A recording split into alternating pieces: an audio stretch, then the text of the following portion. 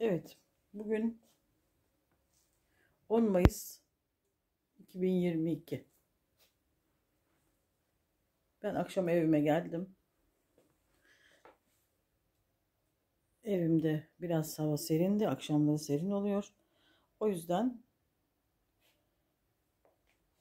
şöminemi yaktım. Salonumu göstermeye çalışıyorum. Şimdi bu koltuklarım artık eskidi.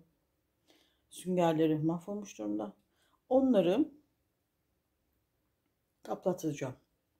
Birini bu şekilde lacivert. Şu anda pek seçilmese de lacivert. Diğerini de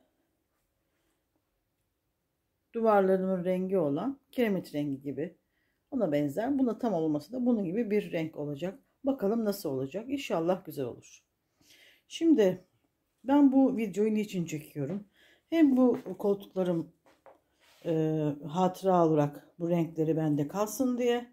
Hem de Mayıs ayında şömine yakıyorum akşamdan.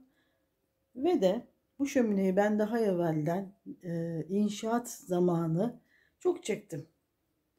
Videosunu çok çektim ve yayınladım. O yüzden bugün bitmiş halinden yayınlamak istiyorum. Şu ana kadar da tam olarak yayınlamamıştım. Şimdi bu kadar şömineye kadar salonun bu kısmını vereceğim. Ve burada bitiriyorum. İyi ki taşınmışız. İyi ki bu evi almışız. İyi ki bu evi yaptırmışız. Evim tuval nihayet bitmeyen inşaatı bitirdi.